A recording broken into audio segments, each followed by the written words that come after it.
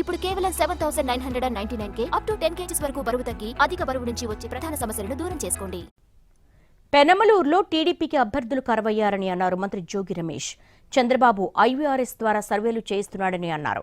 పెనమలూరులో bumper మెజార్టీతో గెలిచి జగన్కు బహుమతిగా ఇస్తారన్నారు.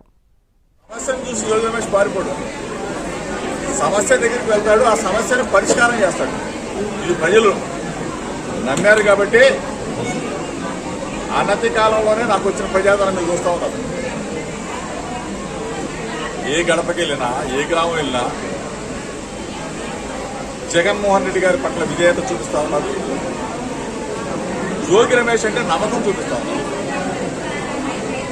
ఈ రోజు వరకు కూడా 4-5 ఐవీఆర్ఎస్ పెట్టి అభ్యర్థుల కోసం వేట మొదలుపెట్టాడు చంద్రబాబు నాయుడు. అంటే నా పట్ల ప్రజలకున్న విశ్వాసం,